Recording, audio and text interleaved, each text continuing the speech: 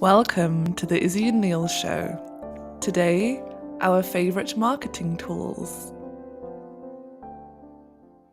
Hello everyone, today we're talking about our favorite marketing tools. We will tell you what they are for, why you should use them, and also what do they cost, at least for most marketing tools, we can say that. And let's get into it. Yes, it's nearly your birthday. How will you celebrate?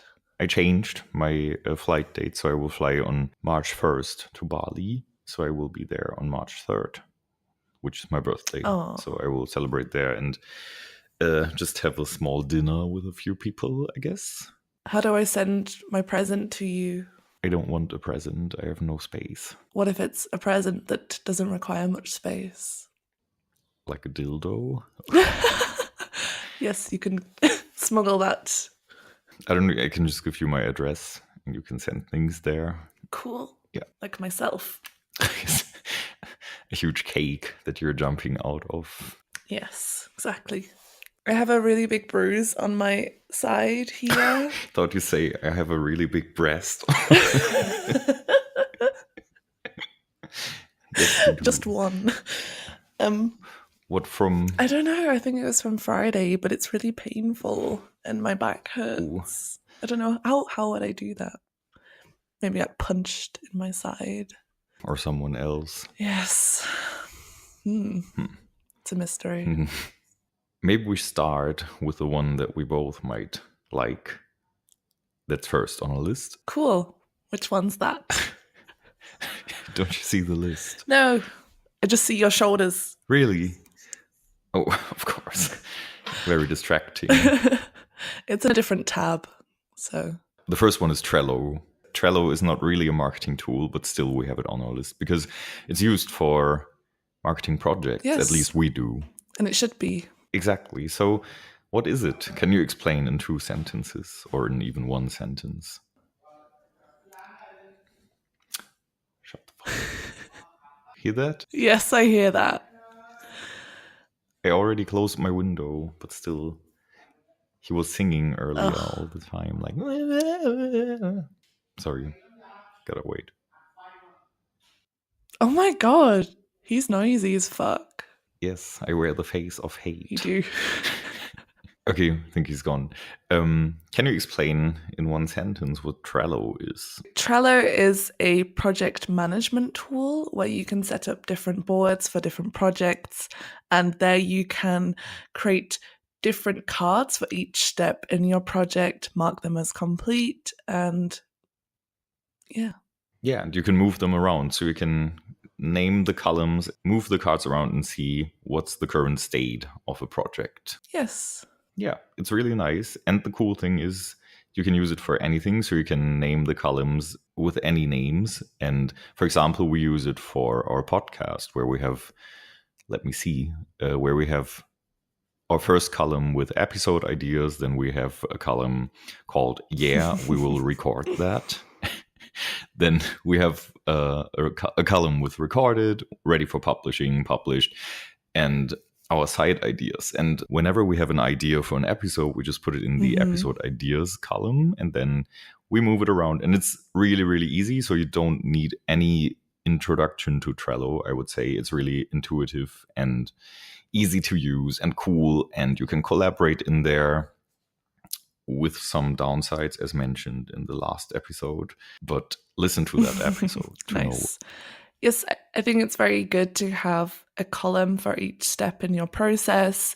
And then when you're collaborating with people, it's really easy to throw ideas in there and you can archive stuff if you want to get rid of it or just keep moving it around to view how things are progressing. Exactly. And the cool thing is Trello is free, so it doesn't cost anything. You can just use it. I think there's a pro version, but it's not necessary to get No, that. there are nice little additions to the pro version, like extra power-ups and stickers and wallpapers to make it look more fancy, but the free version is enough. Shut up and take my money. There's probably more things that I forgot, but I don't know. And you can set timers or deadlines for cards so you can keep an eye on if things have to be, if there are strict deadlines to do. and share that. So copying other people so that they will be notified of these deadlines and of the progress.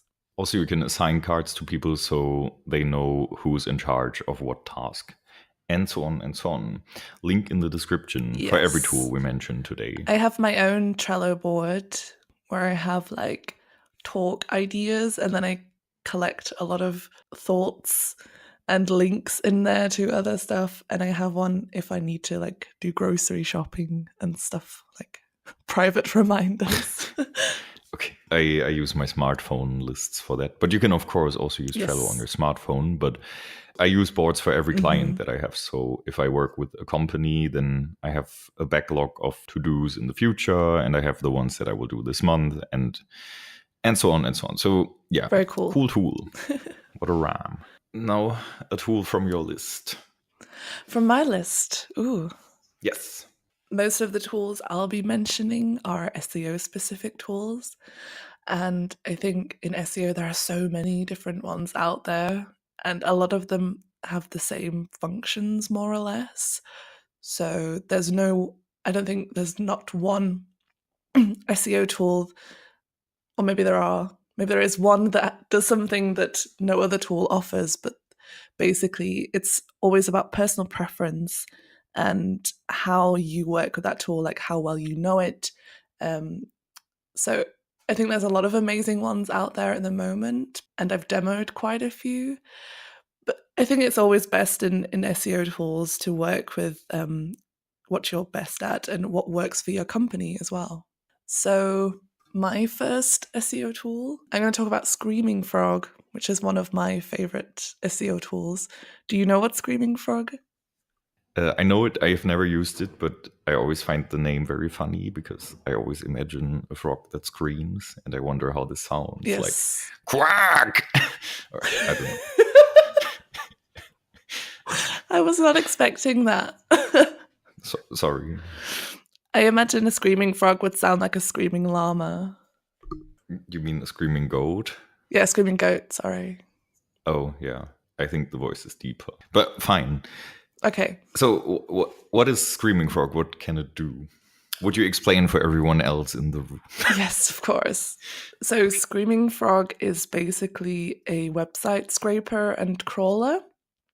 And it can scrape your site or any URL in a way that a search engine bot does. What is that?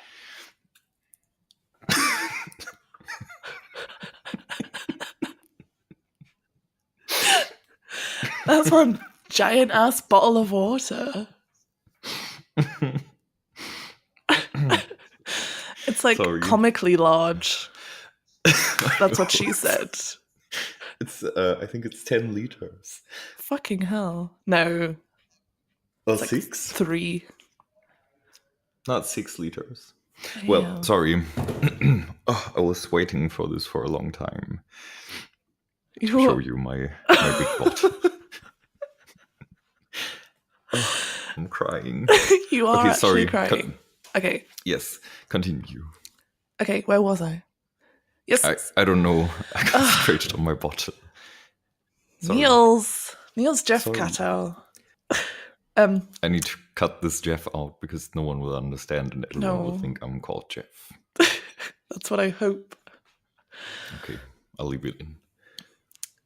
So it crawls your website like a search engine bot, and it helps determine errors or rooms for improvement, areas for prioritization once it's returned, all different page attributes that you have specified, or if pages are broken, if there are redirects happening that shouldn't be.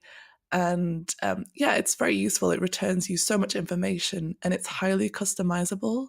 So you can set the speed if your site starts throwing back server errors, if your crawler is running too fast, so you can slow it down, and you can set what type of information the crawler should retrieve, which pages to include, which to exclude, and so on.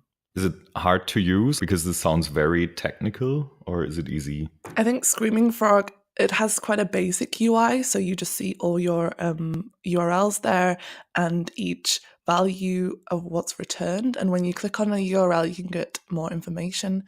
I think the user interface is better off for more experienced SEOs and webmasters because you need to know what problem you're looking for in order to find it. But it's very easy to pick up, and there's a lot of great guides out there. So I would recommend it. And it's also a really cheap tool. So I know it's good for like self-standing SEOs and consultants out there. Okay, so it's not like Right, like we have this later on the list, but Right tells you don't need to know what you're looking for. It tells you what's Exactly. wrong and what you should change. And Screaming Frog is the other way. Yeah, Screaming Frog, you Okay. need to know what you're looking for and you need to basically have a plan of action when you're crawling a site or scraping a site. Okay. What I think is really special about Screaming Frog is the fact that you can set up custom extractions, which means that based on something like a CSS class or an XPath selector, you can tell the scraper what to find. So rather than just pulling like H1s, H2s, word count, and things like that.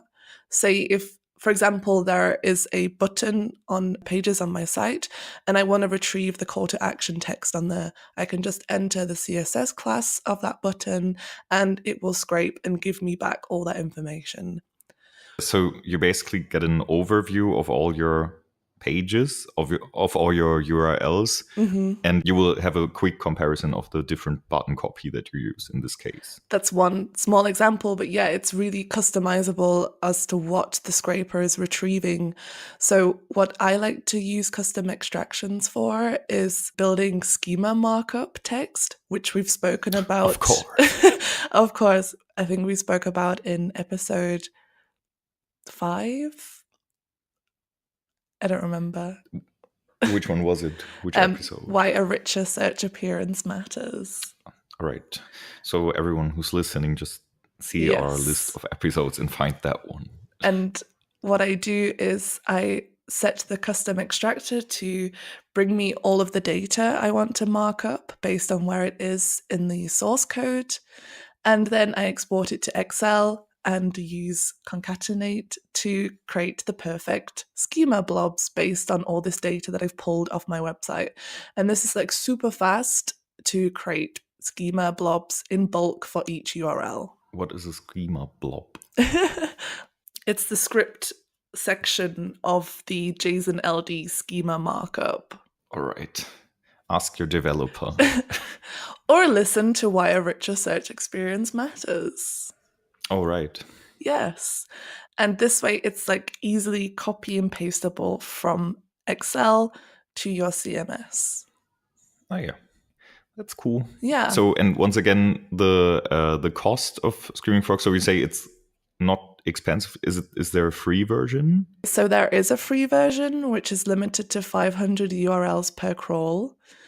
So for smaller sites, that's fine. But if you want unlimited crawls and all of the features, then it's 150 Great British pounds, which is cheap. Yeah, the next tool we're talking about is, I would say, A/B testing tools in general, but I want to point at two specifically. One of them is Google Optimize because it's free, and one is VWO, or Visual Website Optimizer, which is not free but also cool, and it has some cool features that Google Optimize doesn't have. So in general, what you can do with it, in case you don't know what A/B testing is, so you can install a small script. It's really easy to set up, and then you can put the script on your site, and then you can use the tool to create variations of your page and then measure in the end which variation converts better. So you can compare your current website against an edited version, and you can see how many people convert. And in the end, you will get a statistically significant result. So that's how you optimize a website, basically, in terms of conversion optimization, or even personalization is also possible with those tools. And yeah, so Google Optimize is free, and it's both are very easy to use, but Google Optimize in the free version is kind of limited. So you can only run, I think, 4 parallel tests at a time. And also, you cannot track unlimited goals. So that's a bit of a limitation in there. If you have Google Analytics 360, the paid version of Google Analytics, which costs six figures each year, then So you have a expensive. then you have a pretty unlimited version of Google Optimize. I don't know exactly if there are limits still, but I don't know. And yeah, other than that, you can use VWO, which costs something per month. It's not really expensive. It depends on your traffic. So the more traffic you have, the more you will have to pay. You can create things like heat maps, so you can see mouse tracking for each of your variations that you have running, or you can create on-page surveys to ask questions to your visitors. You can have form analysis and so on and so on. So there are a few more features compared to Google Optimize, but you don't necessarily need VWO for these because there are other tools, like you will hear in this episode later, that are much less expensive or even free that you can use for all these special features. But still, those are two tools. In the end, you can pick any A/B testing tool you like. There are many out there. Also, there's like Optimizely or Adobe Target and so on and so on. There are a lot, but in the end, you have to check what are your requirements and then pick one of those. But I think if you want to start with A/B testing, if you don't do it yet, first of all, you should start with it extremely fast because it's important and you're missing out on a lot of revenue and conversions if you don't do it. But if you want to start, I would recommend just to start with Google Optimize, which is free, just to have an easy start so you don't have to convince anyone in your company to get a budget for this. And yeah, then just see what are your limitations and try to find a tool that's maybe not free but will help you reach your goals. So, next up on my list is Slack, which is not really a marketing tool, but like Trello can be used for such things. It's basically a cloud-based chat messaging platform in where you can share files, collaborate, write people, and you can integrate lots of different software in there, such as I forget. Trello.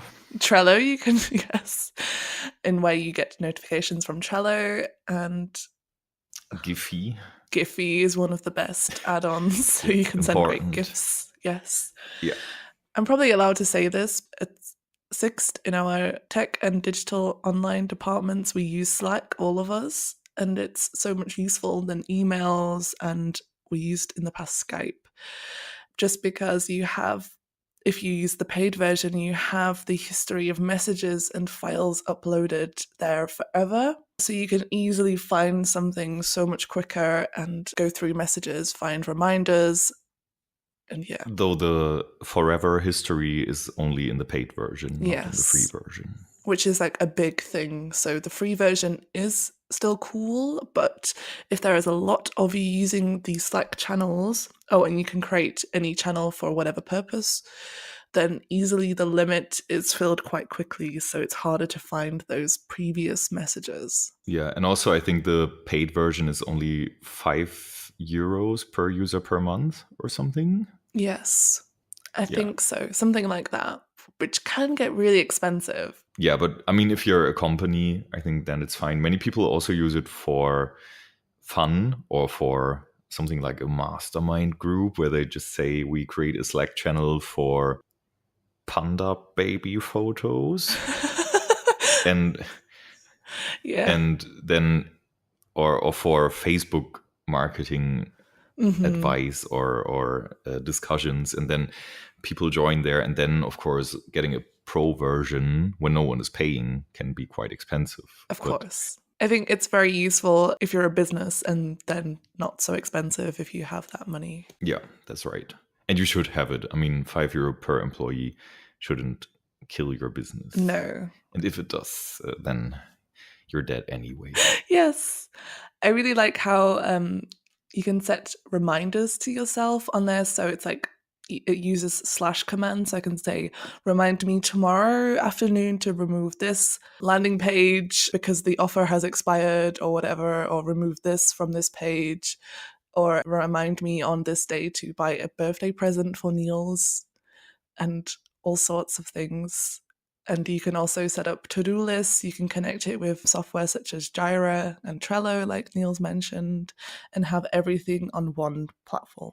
It's cool. It is. And it's especially cool. I mean, yes, for companies, yes, for mastermind groups, but also if you work with clients and you don't want to use email all the time, then Slack is a very nice thing to use. Definitely. Did I tell you I'm done with my braces? No, congratulations. Your teeth look so straight. I just tried to think of a gay joke because you said they look so Yes. straight, but I couldn't think of I any. was trying to think of one too. They look so much straighter than you. Thanks. You're welcome. Do you know that in Asia, I think every day so far, some Asian girl thought I was gay? Really? Yes, I don't know why. Maybe because of my new haircut. It's not a gay haircut. No, I think it's... But you are very fabulous. That's right. Yeah. What can I say? I mean, no, I think it's the way I eat and I move because I have manners, and many people here just eat like pigs.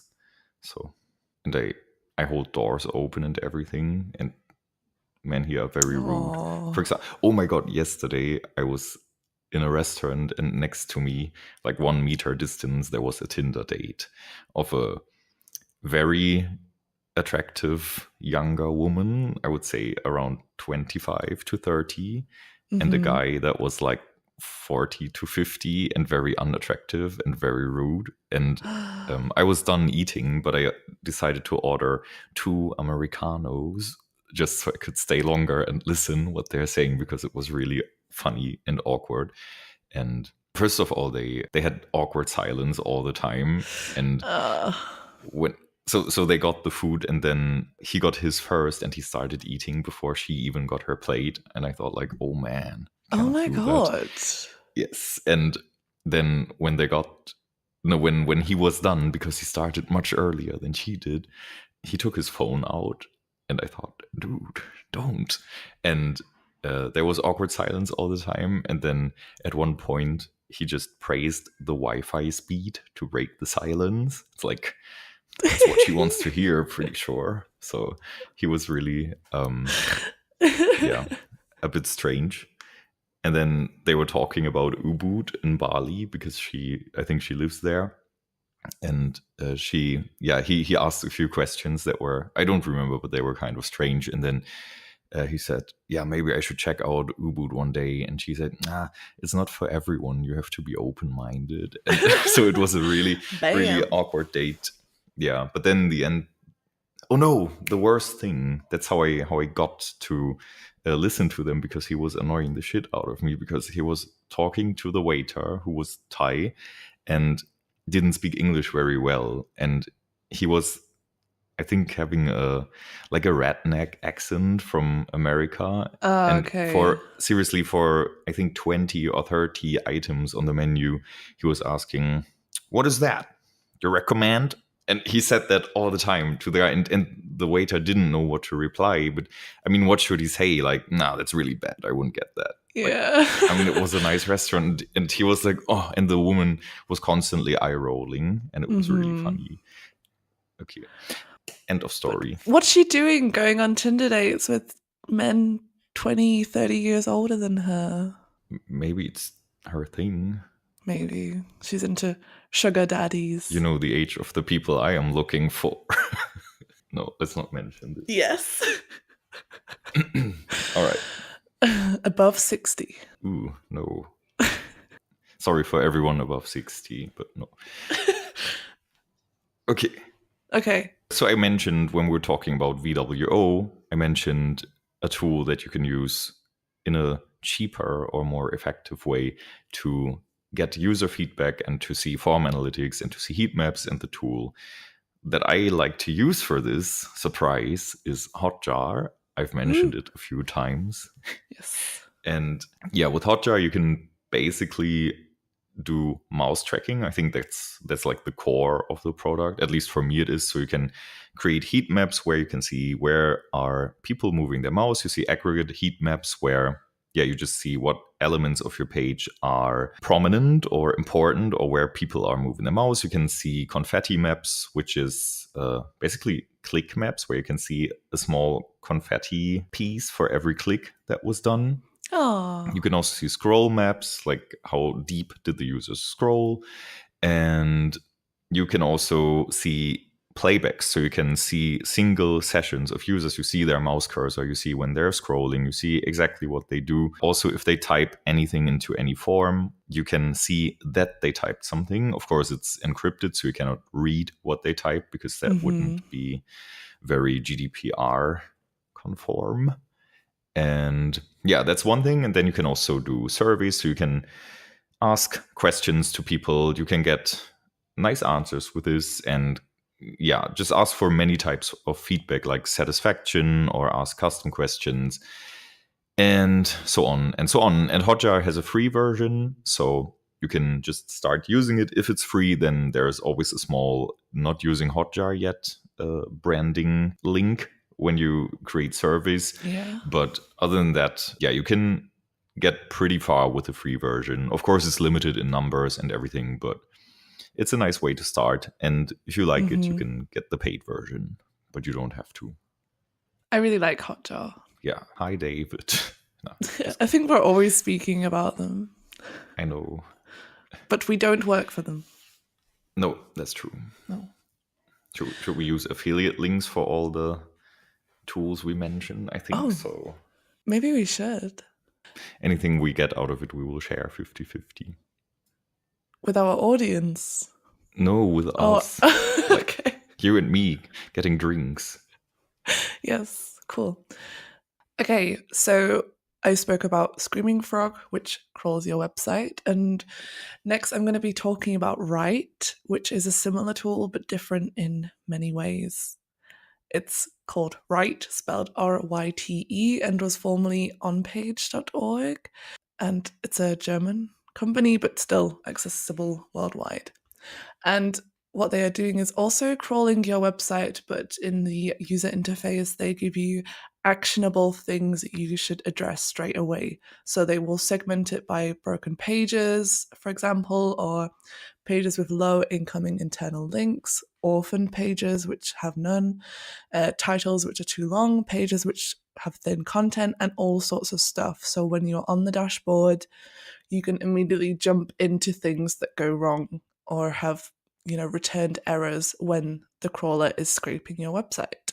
Yeah, and it's super, super, super easy to use. So it's really, yes. I mean, I'm not an SEO, and I go in there and I immediately see everything that I should do. And yeah, they even have a wiki where they explain things that are maybe unknown to people. So it's really, really super easy and very nicely done. Definitely.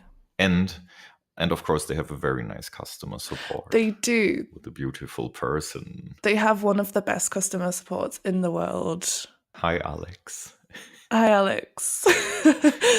Yes. And I think the whole brand, I really like what they do, and they create nice content as well. And what's also good about the Write software is they have other segments now, or other modules. So the website success is like the technical fundamentals of your site, which is the crawling part, but they also have search success, which is taking your data from Google Search Console. So for example, clicks, impressions, and average position data, and they take that and make it easier to work with. So they give you problems to address, such as pages with high positions and low clicks that you need to address, or they find potential where you should be ranking but you're not, and also cannibalized results where for one keyword you have multiple pages ranking there, and you need to address which one is the most relevant one to be ranking instead. If you've been using onpage.org in the past, so it's not always been free. I think they created a free version after a while. I think they started with 100 euros per month or something. And yeah, if you've been using the old onpage.org, or you've been using Write a year ago or something, then I think you didn't have these new parts like the search success and content success. So definitely take a new look, because those parts are new and definitely worth taking a look. And maybe even if you decided to leave the tool in the past, then maybe it's a reason to come back. Yes. And for me, as a full-time SEO who has a lot of things to do, I really like the fact with Write, it can run almost autonomously. So you specify a crawl date every week or whenever it will crawl the website, and I will get an email with my current on-page score, which is how they rate your technical perfection on the site. And Yes. it will tell me if my amount of broken pages went up and things like that. So I can just take a look at this email. I don't have to dig or investigate if there's problems. Same with search success. So I can set up my own custom thresholds for keyword groups and URLs, and I'll be instantly notified if this keyword or URL dropped a certain amount of positions or clicks or whatever I set up, so I don't need to go hunting for problems. Do they also still have the keyword monitoring where you can see your rankings for specific keywords that you specify? Yes, that's in search success. Yep, but you have to connect your account to your Google Search Console. That shouldn't be a problem. No. Okay, yeah, and also as we already mentioned, so not only is the tool very cool, but the company behind it. Yes. There are such nice people and some of the nicest marketing peeps out there. So And they are based in Munich, like me. yes, another Yeah. reason. All right, my next tool on the list is Sandy. It's a email marketing tool that is self-hosted. So maybe a quick story behind this. I was using other email marketing tools. I will not mention them because I don't want to offend anyone. But I had huge problems with delivery rates. So not so many emails that I sent were sent to the mailbox of my recipients. So yeah, I was looking for a way to get better sender reputation and so on. And then I was stumbling upon Sandy, which is not only self-hosted, it's also super cheap. It costs like 1% of what you would pay for MailChimp. And it uses Amazon SES, so the Amazon Simple Email Service, which is basically the same mail server that Amazon uses for their customer support. So it's an email server with extreme high sender reputation. And suddenly from about 80 to 90% delivery rate of my emails, I got to 99 point something percent. So basically all emails I send are delivered apart from the ones that go to email addresses that don't exist anymore or that don't exist at all. So yeah, it's a really, really cool tool to use. It has some downsides. For example, you cannot do A/B testing in there, but it also has an API. So if you have a developer, you can build really cool tools with it. Nice. It's kind of easy to use. So you can just create your emails, write HTML, and also see some delivery statistics, like what's the open rate, of course, how many emails didn't get delivered, how many bounces you got, how many opt-outs of your mailing list, how many people marked your email as spam, and so on. So definitely worth taking a look because it's, I personally like it very much and I use it myself.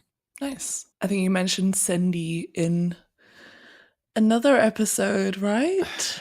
I did. Cool. I don't know in which one though. Was it the personal brand one? Wait, I can go to our website and search for Sandy because we have a full text search there. Oh, wow. Nice. I never did this. I mentioned it in Building a Personal Brand, part 2 of 2. So in episode number 10. Nice. That's a great episode. It is. They're all great. Yes. Okay, so my next favorite marketing tool is AWR Cloud. I'm so used to saying it the German way now because I use it at work. So AWR Cloud. AWR. Yeah, genau. It's advanced web ranking cloud, and it's basically a rank checker. So you can monitor the positions of your keywords that you specify. So you have to import your keywords yourself, but that's very quick and easy. And based on how you set it up, it will check every day based on a set location where your ranking is on the SERPs. And it's very cool because of it also tracks a universal search. So it will give you the position based on different SERP features that are above or below you. So say, for example, something very useful for us to check is local pack rankings. If you enter a keyword with a location like car rental Manchester, then it will take into consideration if I'm in a local pack, so the 3 or 4 box of local results on the SERPs, or if I'm under that. So if I'm ranking number 1 normally as a standard blue link, but if there is a map pack above me, or a local pack, then I will be marked as position 4. So it takes all this into consideration. And I've been using it now for 4 years, and it's quite simple to use as a rank checker, but I would say very crucial to my work, also because of checking where I am in those SERP features like local packs, featured snippets, if there are enhancements such as site links, knowledge panel mentions. And yeah, it's very cool. And you can also check local rankings, so in the map search or image search, mobile search, and all sorts of cool stuff. So yeah, that's great. How much is it? I think I don't know how much it is exactly, but it's based on credits. So one keyword is 1 credit. Mm-hmm. And I think there's maybe a free version for a smaller amount of keywords that you track. And it's also project based. So we have different projects for our different domains and different locations. Okay, no, there's no free version, but you have a Oh, trial. Like you can test for 30 days, and then it starts at $49 per month for 2,000 keywords. yeah, that's quite good. And it's also useful for me so I can change the search engine and the domain for a project. So if I want to see if my .com domain is outranking .co.uk, or if .co.uk is outranking .com.au, for example, so I can check where those rankings or where those domains are popping up for my keywords as well, and if there's problems with stuff like that. Cool. I didn't know Yes. this one, to be honest. It's not as well known as the other rank trackers. And like I said before, it's always about, what you're most used to and what you've had for so long. And I've been monitoring these keywords for like 5 years now, so I can see really like trends and curves, Okay, so you, which you is get your cool. own history, basically. Exactly.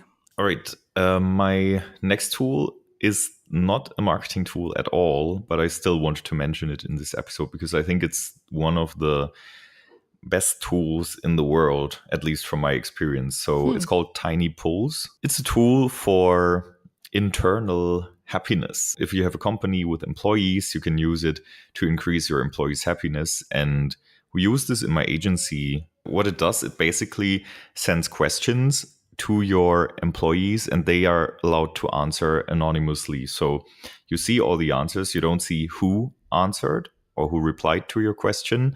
What's a problem in many companies, and I hear this from a lot of friends of mine. Yeah, so people are unsatisfied with their work or with their employer or with their team leads, and they don't really dare talking about this because they're scared of, I don't know, of giving negative feedback or of, Yeah. in general, they're scared of this conversation. And with this tool, it's possible to have these conversations without getting, I don't know, without having to talk personally to these persons. It also sends you a monthly question of how happy people are on a scale of 1 to 10. So you get a monthly overview of your overall happiness of your employees, and also you can split it or you can separate it by teams, as long as I think there are at least 5 persons per team, so that it's still kind of anonymous. And when we started using this, we had a overall happiness of about 7, and with the feedback we got there, and it was really nice feedback that we didn't get in any other way or that we didn't get before.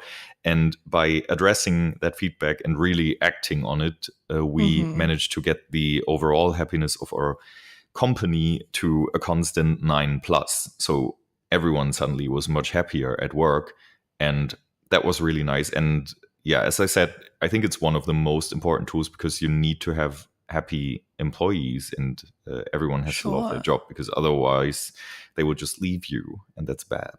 Mm-hmm. Or even worse, stay and hate their job. And do a shit job. Yeah. Yes. But how is it different from other like survey making software tools that you can just send around your employees? First of all, it has questions, like Mm-hmm. the questions that are asked there, you can edit them or modify them, but the questions they ask are really cool. And also, I think this happiness or this overall happiness thing, and also the ability to anonymously talk to the person that gave you a reply, are what makes it very special, because usually Mm-hmm. you cannot reply to a person anonymously that answered to your question. So, I mean, it's not super scientific. It's pretty simple, but Mm-hmm. it works really well. Nice. So wholesome. Yeah, you cannot get the pricing info, but I think it's also a few euros per month per employee. So Mm-hmm. it's not so expensive and definitely worth it 100 times. So check it Nice. out. You can try for free as well. So, the next tool that I'm going to mention, but very quickly because it's quite a small tool, is Google's structured data testing tool. And if you need to include structured data on your site or want to build it up, then this is crucial to make sure that it is understood and technically correct from Google's point of view. So, it's just you enter your URL or your code snippet and paste it in there, and it will show you if there's errors with your Gs and LD or microdata. So how you wrap up the structured data schema. And it will also show you on the right hand side which structured data they found. So you can see if each value is correct, if it's supported. And yes, it's very cool. And also with that, I'm going to throw in the rich results tester, which I'm not such a big fan of at the moment. It's still kind of in beta, and that's where it will show you if your structured data is eligible for rich results. Now, it won't show it you for all supported rich snippets, so the enhancements to your search results, but I think quite a few of them are already in there. And also, with this tool, it will show you a preview of how the rich result will look. So, as a rich card on mobile or a rich snippet on desktop. And you can also find problems in the source code, and now you can edit that code.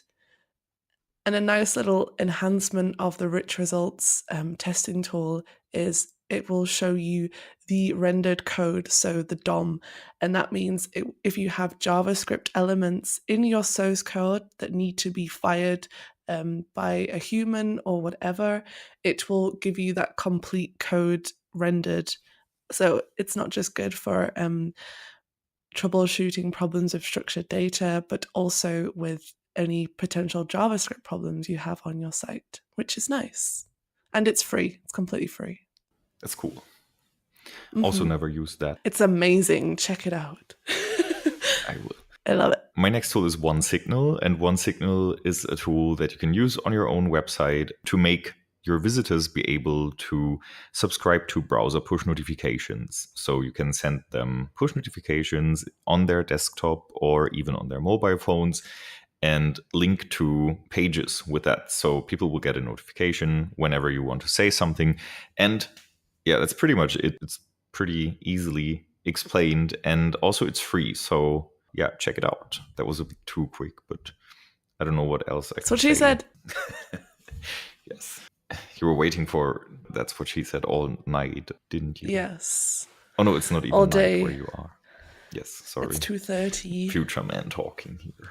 One tool I'd like to mention is Google Data Studio, another free tool and another thing from Google.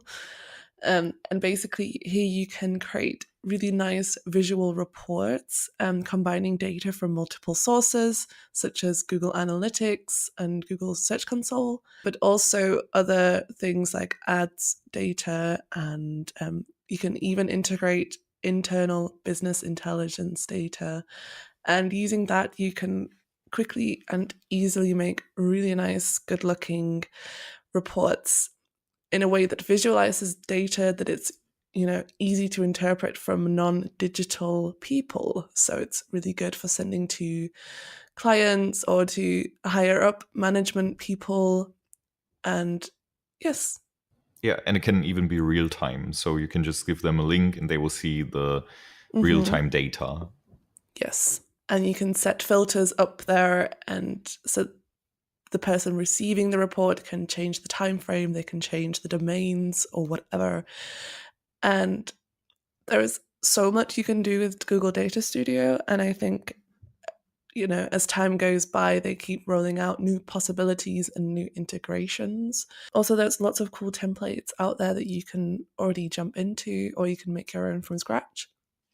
And very easy to pick up as well. Yes. I use it, for example, for my pages just to see a conversion overview, like how many people converted today, how many converted yesterday, this week, last week, and then compare it to the same time frame before. So even for that, it's cool just to see your performance, to get a boner looking at your data. Exactly. Yes. Feeling happy about all your good work. Yes. That's a nicer way to say it. Yes. Yes.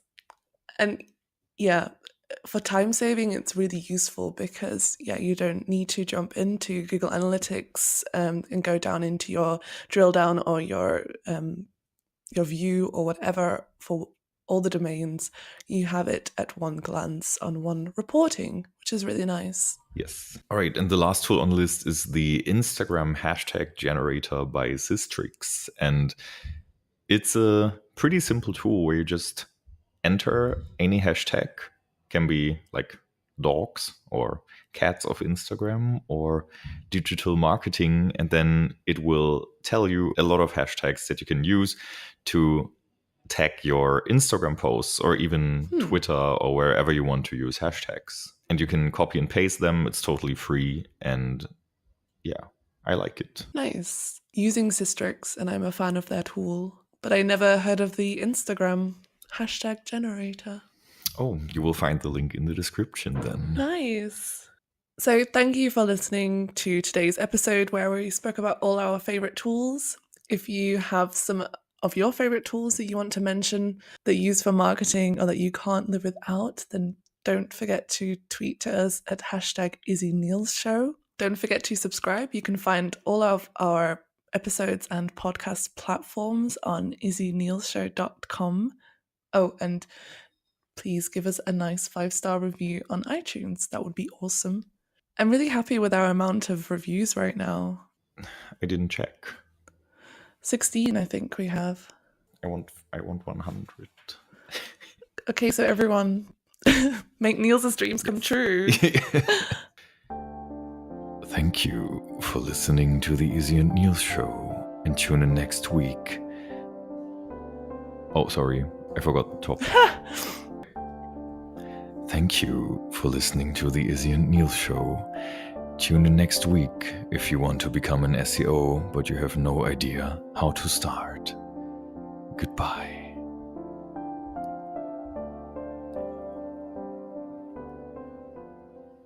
Please subscribe to... No, I don't want to say please. That's really lame. I should demand. What are you doing? Checking my sunburn. Showing me your ass. Sorry. Yes.